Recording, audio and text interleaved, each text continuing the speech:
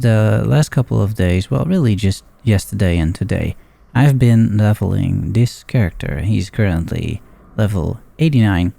The title or the name kind of says it all, but it is a Guardian, an SRS Guardian.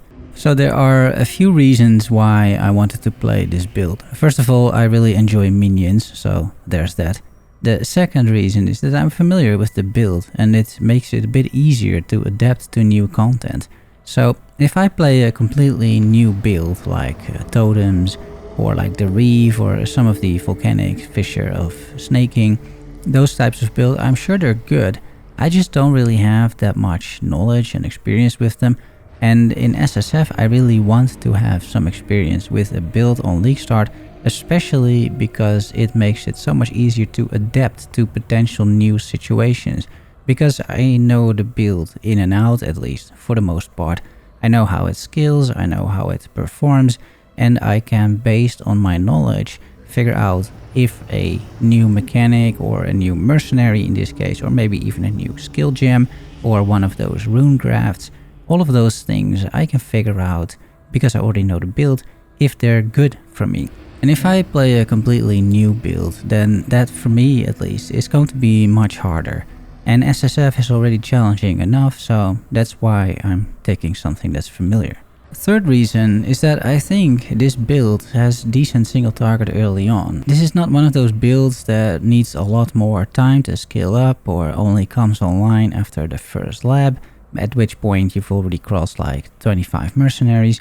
It's basically good from level 4 onward. It does decent single target because all of these raging spirits, they converge on a single target. So I think with the mercenaries you will have really no issues defeating them at the start. And the fourth reason, I expect quite a decent synergy with these mercenaries, because these mercenaries are likely having buffs, and those buffs normally affect you, but they will also affect all of your minions, typically speaking. So this build has 3 sentinels as part of it, and these 3 sentinels, whenever I kill minions, they give me anger, wrath and hatred auras. And I am pretty sure that these auras don't only count for me and my minions, but probably also for the mercenary. Meaning that the mercenary gets a bunch of added flat damage, elemental damage. So if I pick something that scales off of that, I think that mercenary and my minion army will have great synergy. And finally, I've had a really smooth progression. It's smooth scaling and smooth sailing with this build. So that is also important, I think, for a League Start. So here you see all of the different loadouts. I've made so many, and I've basically labeled them with level, right? I was level 4 at this point, and then level 9 over here. If you hover over with your mouse and you use the scroll wheel, you can see how I progressed through the Atlas tree, for example. But as these are loadouts, it's not only the Atlas tree that you can see.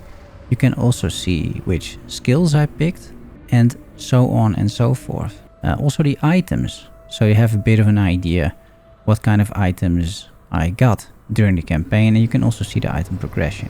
So we're just going to start at the start, level 4. If you look at the tree, I'm pathing towards some minion damage because at this point I'm already taking summon raging spirits. I really like leveling with the skill I'm using.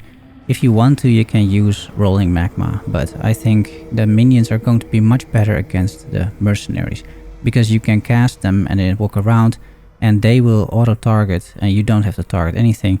Whereas with rolling magma, I think you might have a pretty rough time trying to defeat single targets with that. So I feel raging spirits from the start are going to be pretty good. Then level 9, I am taking the Retribution node and I'm pathing as soon as possible to Enduring Bond, because the skill effect duration applies to your Raging Spirits and you really want them to last as long as possible. Here you can see that some Raging Spirits themselves, I gave them some added lightning damage because they don't have much flat damage at the start, and then melee splash for clear speed.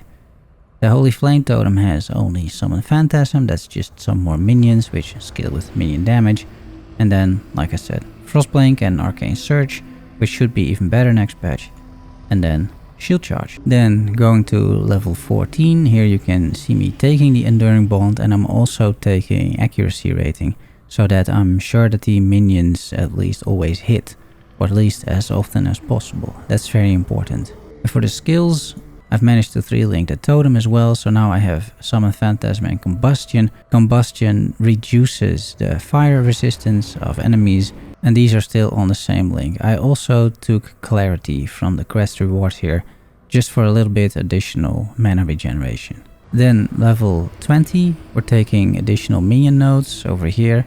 I'm taking Sacrifice, so they get more life and they also regen a bit, and Spiritual Command for attack and cast speed, which really works quite well with Raging Spirits. In the skills, I am taking Tempest Shield. I am not sure I will be taking Tempest Shield in the next run as well. I am really leaning towards Purity of Elements here because it just provides so much additional resistances, and it provides immunity to everything for both your minions, for you, and also it will provide this for your mercenary. Level 25, we continue our way over here, so we take some life nodes. It's a little bit of chaos resistance as well.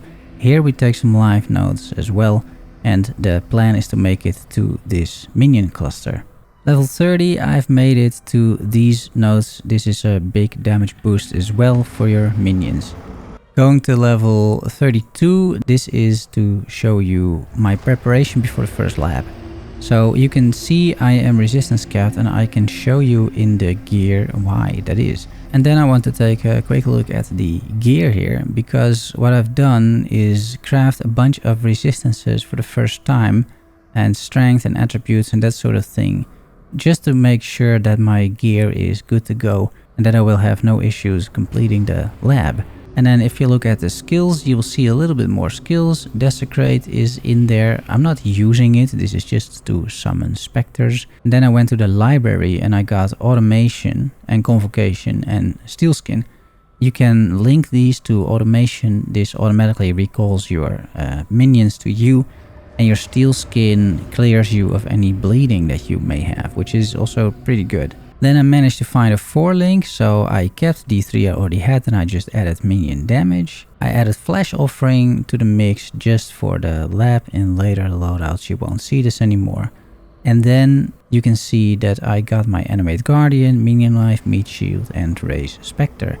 Now at this point it's level 2, so you can only raise 1 Spectre. But what I did, I went to the Old Forest in Act 2, and there you can get a Host Chieftain, I think it's called, or a Carnage Chieftain. It's one of the two. It's one of the big monkeys and they give you frenzy charges. The Animate Guardian I am outfitting with really anything I can find, but this guy is not going to lose gear anymore in the next patch, so that's just amazing really. That's another reason, by the way, to play this build. So you should just really get him online, give him some gear and have some fun. Alright, and then I did the lab. I can go to level 35 and you can see I took the Radiant Crusade. This is a level 20 Summon Sentinel of Radiance. This guy is absolutely insane. And what you do with this is you put him on a skill bar, you summon him and then you convocate. And every time you convocate, this guy comes to you and he just like burns the entire screen. So from here on it is incredibly smooth leveling. He also has a single target attack. This guy is just amazing. Other things that I got my reservation, so at this point I will most likely be running Purity of Elements and Haste, just for the overall smoothness. Then I leveled a bit further to level 44. I completed these 2 points over here for some additional attributes as well. And then I pathed all the way over here towards some more life. The reason I'm doing this now, this pathing, is because you have your Sentinel, your Summon Sentinel of Radiance. And this guy just carries you throughout basically yellow maps. So right now you don't really need much power on the tree, so it's a good opportunity to start traveling. And we're gonna travel all the way to Eldritch Battery. Here I am level 47, this is the start of Act 6. I have taken some more mana and I've taken some additional mana reservation efficiency of skills, which, you know, just helps with these auras in case you need it. Something that's important as well is that the moment you can do this and you have access to Unleash, you should use this. So the 4-link setup of Summon Raging Spirit changes a bit. You go into elemental damage with attacks, melee splash, and unleash. And you can actually do this already at level 44.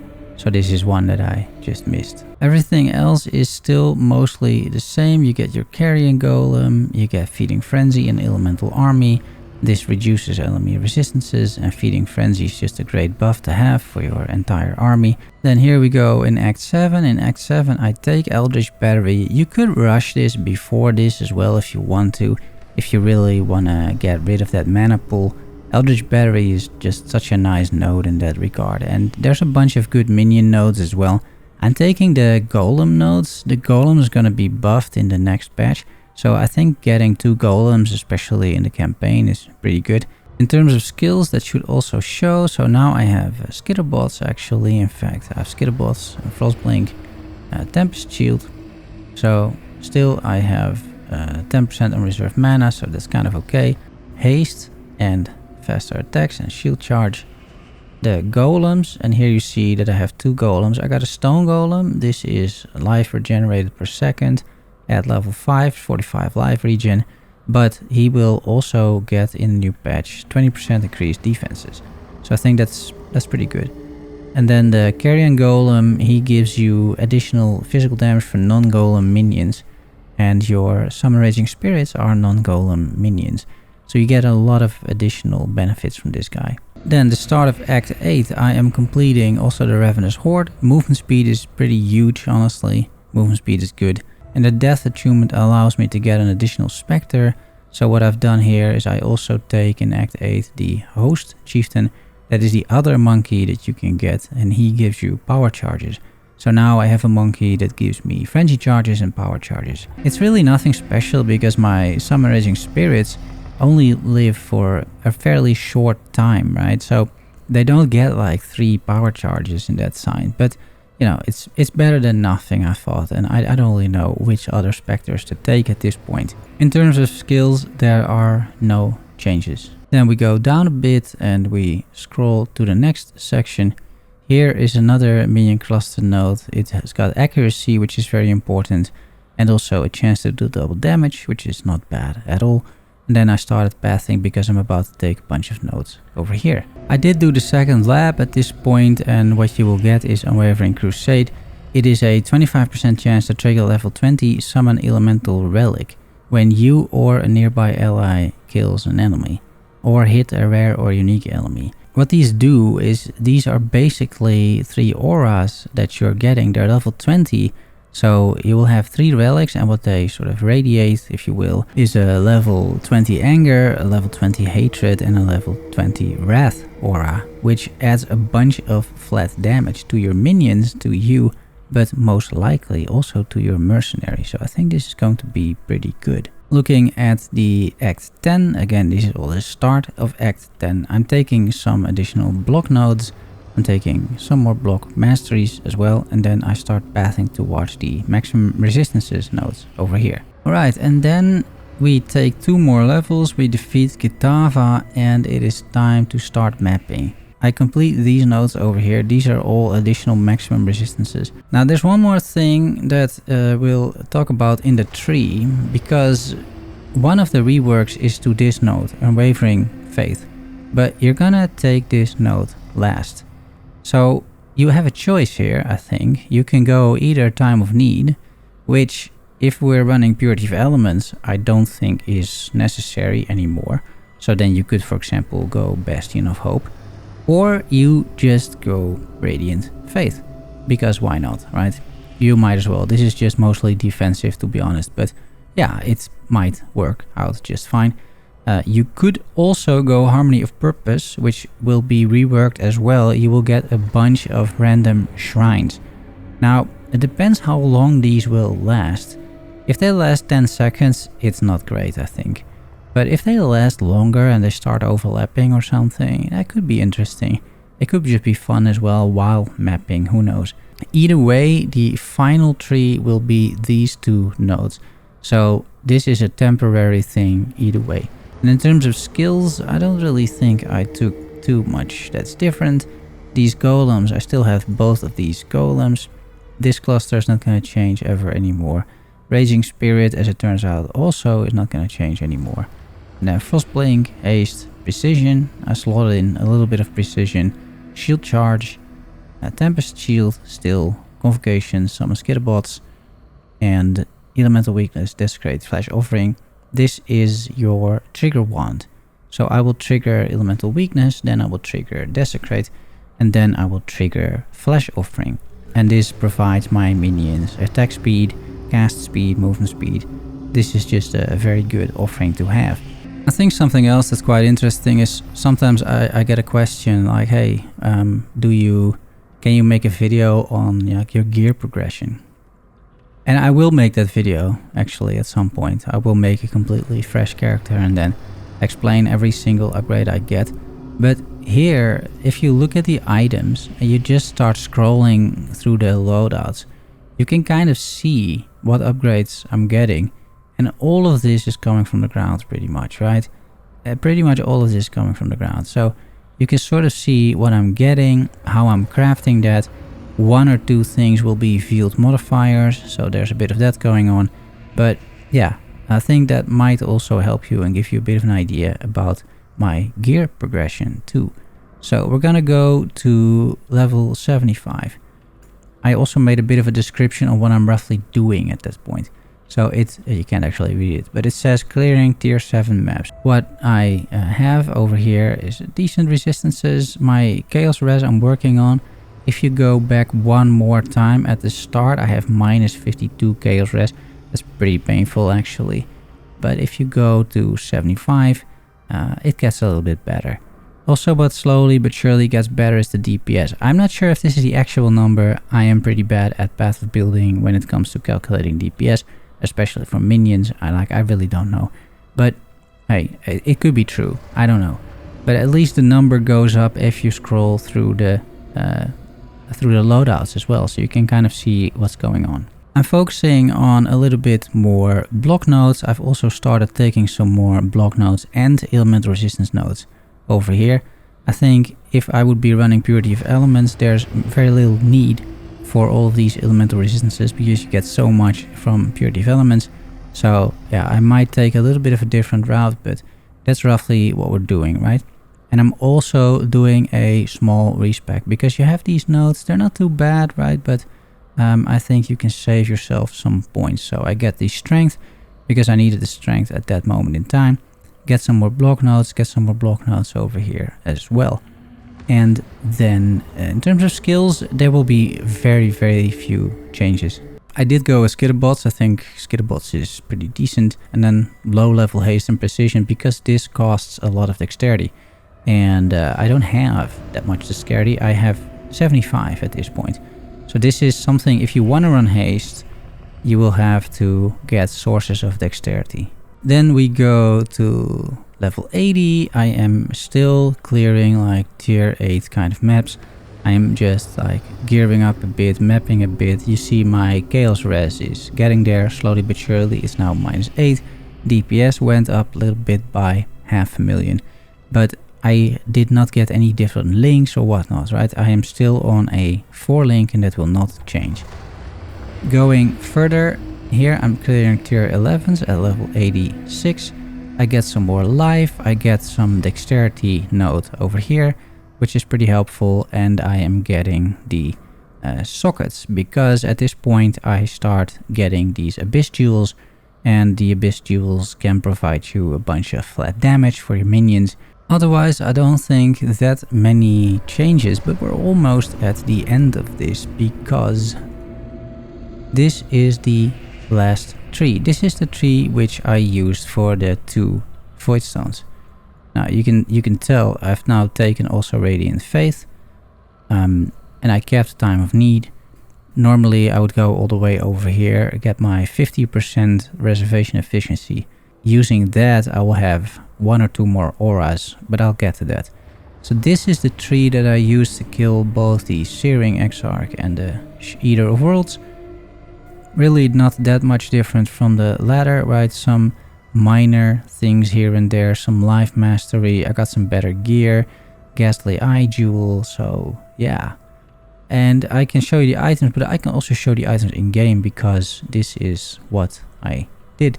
This is my wand. It's got +1 level to all minions, but otherwise it's not that special, I don't think. Some damage and then the trigger on top of it. I did manage to get some Eldritch currency for these pieces. This is, yeah, it looks like a 6 link maybe, but it's a 4 link and then 2 more links. So when I want to do single target, I take out the melee splash and I put in multi-strike. And otherwise I just take melee splash. This is for clear and then multi-strike is for a single target.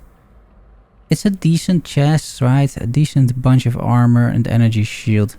But otherwise, you know, it's not too special. Rings, life, dex, a bunch of resistances.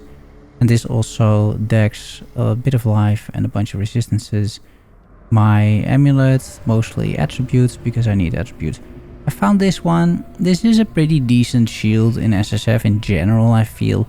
A bunch of regeneration, some maximum fire res and some fire res and then some decent block. And it's also armor and energy shield, which I'm running, so that's good. The boots, 30% movement speed. Otherwise, really nothing special, to be honest. Strength, yeah, a bit of res, but that's about it. The belt, same thing. It's just res, strength, attributes. This as well. Some chaos res, which is quite nice. Life, lightning, res. It's, yeah, what can I say?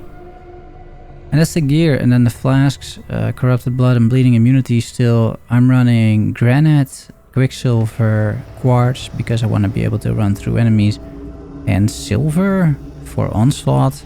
This is really just cast and movement speed. It's really not much else. You can probably get a much better flask. The moment you find a forest warrior in a ritual, you will have permanent onslaught. So then you can swap this out for something else, like maybe more armor, something like that. And then here you see my defenses. It's pretty decent. The 84 is thanks to the shield. Cold res, there is +1 cold res over here. Here, +1 maximum cold res. I also do lightning exposure, but I don't really hit anything, so there's that. Yeah, 55 chaos res, that's really not bad at all. And then here you see my attribute distribution. It's a lot of strength. I don't need all of that strength. Dexterity, this is a good amount. I actually will need that if I keep leveling. Intelligence, if you want the best wand, I think the best wand requires 240-ish or so. It requires 242 and I have 242, so this is perfect. And then my Spectres, you can see the Spectres. We got the 2 monkeys. They look very similar, but one of them gives frenzy charges, the other gives power charges. And then I have this guy. This is a Tukuhama's Vanguard. What he does is summon a totem, and then that totem reduces fire resistance by enemies, of enemies. So yeah, I just looked it up on the wiki. It seems okay. But this is definitely the weakest guy. Like if one Spectre is dead, it's always this guy. And then I have my Animate Guardian. You can see him running around. You may recognize a few pieces. The helmet is that Devoto's Devotion or whatever it's called. The chest is a Belly of the Beast that comes with a lot of maximum life. His shield is the Lion's Eye shield. The weapon is, I don't know what it's called, but this weapon actually makes him take elemental ailments instead of his allies. And then the shoes are the Wake of Destruction, and that means that whenever he's walking around, he drops shocked ground. You can kind of see that, I think. Right here, some shocked ground, and if he starts walking around a little bit, maybe come to me, he will have shocked ground below him, and this increases damage taken. I've also put this loadout in the items. If you go over here and make Guardian gear, this is what he's wearing, right? Oh, the Sign of the Sin Eater, that's what it's called. Lion's Eye Remorse, Devoto's Devotion, Belly of the Beast. Oh, and an Ondar's Clasp apparently as well, yeah, for added flat lighting damage. I don't know. You can do much better, of course, right? And talking about that, there is one more thing that I did, a bit of theory crafting, and I put that all at the end, an optimized endgame tree. Now, I'll leave it up to the YouTube comments to see how optimized this really is. But what I tried to get at is basically, well, think a bit about what I've done and then see, can I make a bit of a better tree perhaps? And I think I can. What I primarily dropped is this area, the +1 Spectre. I don't think I need 3 Spectres at the start. I think there may also be other ways that we get extra Spectres. I saw something in the announcements as well. So there's all of that. I went for even more reservation, and I put into the configuration over here 50% increased reservation efficiency of skills, because that is what this Ascendancy will get you. So I spec'd out of the other stuff, I put it all the way over here, and this node will be effectively what is in the configuration. And then, because I also kept the other reservation node, I have a lot of reservation efficiency, right? And so I thought, okay, what can I do with that? First of all, I 6-linked my summon raising spirits. This is what you will aim towards. Minion damage and elemental focus are what you're adding, and then later down the line you can also get the awakened versions, maybe even. Then purity of elements, because I just think it's so nice. You can see how much then I will be overcapped as well. I keep some skillbots in there. Animate Guardian doesn't change. Elemental weakness is on the weapon, and desecrate and flash offerings also on the weapon. And then I have determination over here instead of a golem. So I spec'd out of the golems. I just have one golem now, the carrion golem. And then I pick determination here, because I think this is a good amount of survivability. It really synergizes well with my gear. So yeah, I thought I can slot this in. I still also have haste and precision at level 19. If I put it at level 20, you can see I have -5 unreserved mana. So you can play around with it a little bit. If your gear has less mana than mine, for example, you may have to run it at, level 15. Something like that, right? It depends. It depends. But I was able apparently to get it at 19. And that's it. So that will mean I have haste, I have precision, I have determination, I have skitterbots, and I have purity of elements. And anger, wrath, and hatred from the sentinel relic thingies. That seems like a good package for an immortal mercenary, and that's kind of what I'm going at. Now, I really hope these things are kind of okay, but even if they're not okay, I think this setup will still carry you quite far. I tweaked the items a little bit, but really not that much. I gave myself a Darkness Enthroned with some jewels in there, and I tinkered a little bit. You can at least see the attempt. I didn't take it now, but with some of the cluster jewels, it's an option, right? It's an option, and I think there are a few more considerations as well. Yeah, the passive tree might actually be changed, so this may not be the 3.26 version. We'll figure it out pretty soon, I guess. Yeah, another thing to think about, Eldritch Battery. There's gonna be a golem that provides you flat mana regeneration. It's the lightning golem, I'm pretty sure. And I think also other sources like Arcane Surge, and maybe you can get Arcane Surge by other means as well. There will be other sources as well. I am not sure if Eldritch Battery is actually still required to handle all your mana spending. Maybe you can do without it. And if you can, then my effective health goes up quite a bit. So effective health is not bad. Where is it here? 32k in this setup. But if I take it off, it's like a 30% increase, something like that. The damage numbers, I really don't know. I really don't know, to be honest. But it's not really about DPS as far as I'm concerned. What I really care about is what actually happened in game, right? And what happened in game is that on a 4-link with this gear, I was able to do the 2 Voidstones. And you can see I only completed like half of the atlas either way. So yeah, the final part is a bit of a showcase. It's a tier 16 map, a bit of live, nothing too special, right? Because this is not the best build. I'm on a 4-link, guys.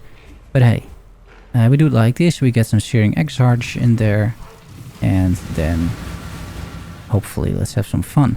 So the first thing you do is I put my convocation over here on numlock 1, so I can press numlock, hold 1, do numlock again, and then it keeps casting convocation, so that is quite nice.